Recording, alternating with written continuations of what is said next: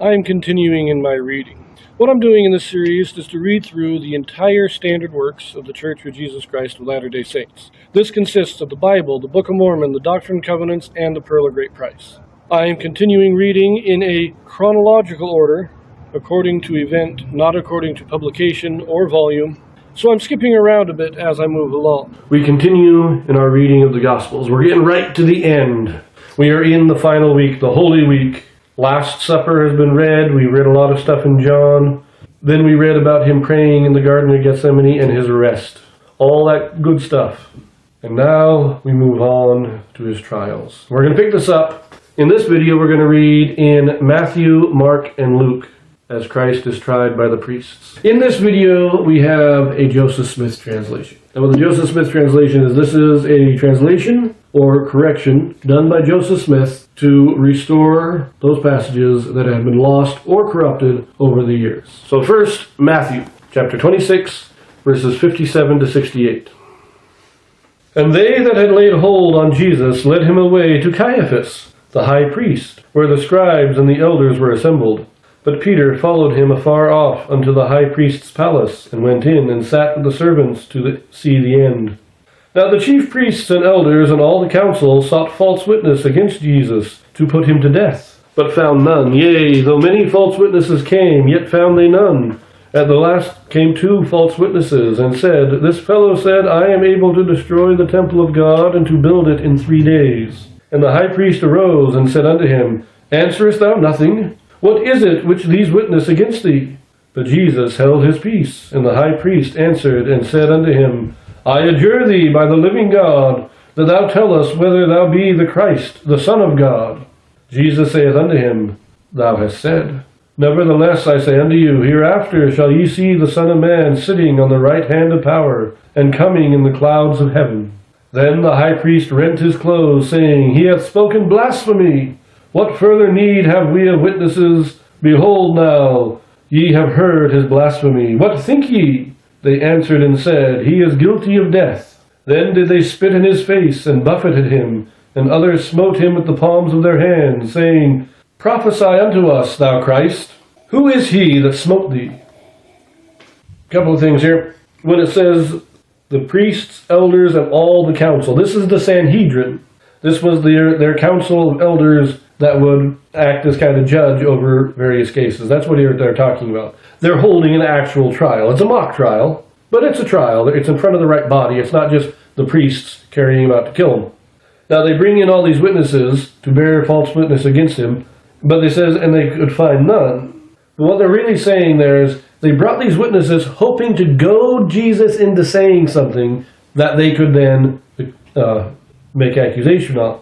And after all these witnesses, he wasn't saying anything. He kept there he stood there silent, didn't say a word. And they brought in these other 2, talking about the temple of God and destroying the temple of God. And that's when the priest stood up and said, Why aren't you saying anything? These people are testifying against you. Why aren't you defending yourself? And Christ makes his one statement. And then they use that as blasphemy. That's what they say again. When he says, But behold, now here have ye heard his blasphemy, what think ye? That is the high priest calling for a verdict from the Sanhedrin, which would have been kind of the jury. And they all unanimously vote guilty. Now we do get this note that Peter followed him. See, all the apostles fled from the garden. But Peter, he kind of hung back. He kept an eye on Christ. And when they arrested Christ, he followed at a distance, but he kept an eye on Christ. He always kept Christ in sight.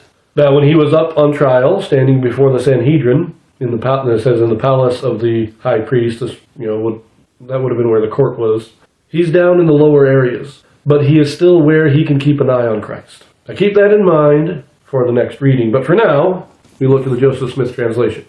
Not much. In 59, it is now chief priests and elders sought counsel against him. Well, at least that's a possible translation. In 60, we do have a few here. It now says, But found none. Yea, though many false witnesses came, they found none that could accuse him. At the last came 2 false witnesses. In 61, instead of this fellow, it is this man, or possibly this Jesus. In 62, Instead of, what is it which these witness against thee? It is, knowest thou what these witness against thee? And in 63, it now reads, but Jesus held his peace, and the high priest said unto him, answerest thou nothing? But he answered nothing, and the high priest said unto him, I adjure thee by the living God. In 64, saith is corrected to said. In 65, it is now ye is corrected to you in the end, so now you have heard.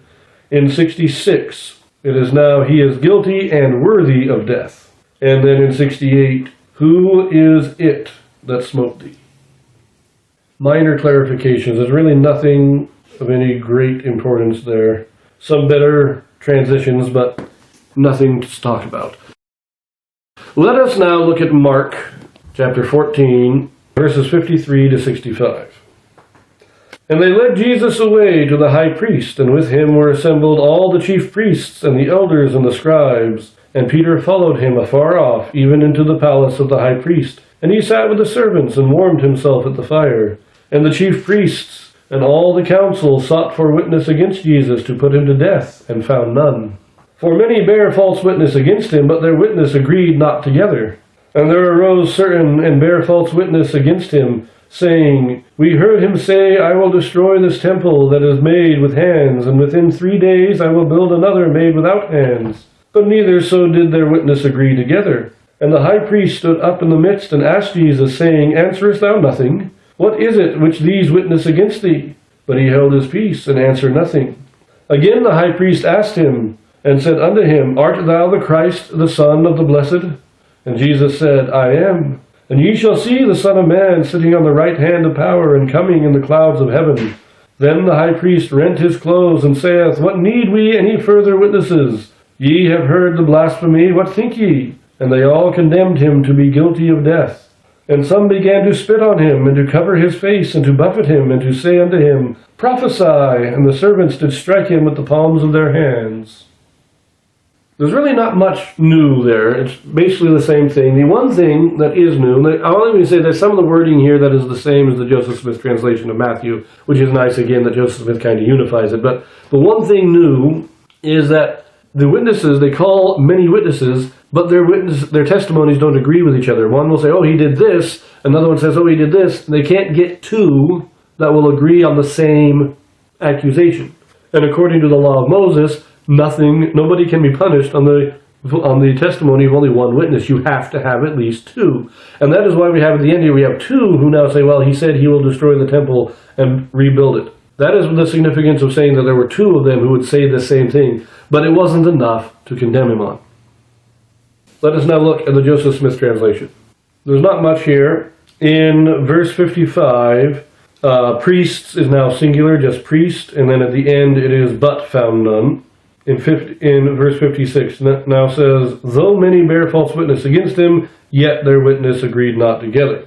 In verse 57, instead of just there arose certain, it is there arose certain men. In verse 59, the word so is removed, but neither did their witness agree. In verse 60, it now is, instead of what is it which these witness, it is knowest thou not what these witness. Same correction as we had in Matthew, but nothing significant.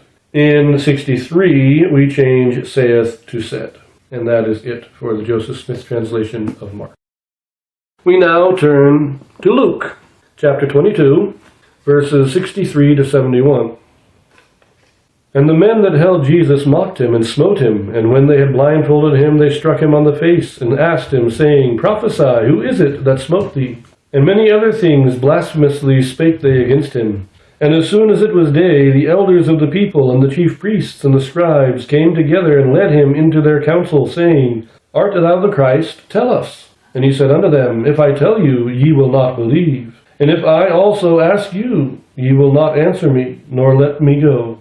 Hereafter shall the Son of Man sit on the right hand of the power of God. Then said they all, art thou the Son of God? And he said unto them, ye say that I am. And they said, what need we any further witness? For we ourselves have heard of his own mouth.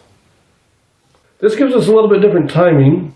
Now we have them waiting until morning, so he's not just taken straight there and tried. And I tend to think that it's probably true that this trial probably took place the next day. That they didn't want to do it on the day of the Passover, because that would have been a Sabbath. So they probably held him until the next day. And during that time that he was being held, he's being spit on, smacked around, and they're asking, prophesy, mocking him.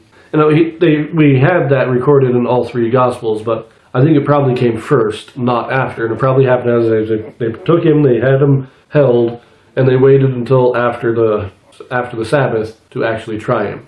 But other than that, it is basically the same. He does say a little bit more, and we don't have as much detail about the trial, but there's not really new information there. We just have a better understanding of the timing.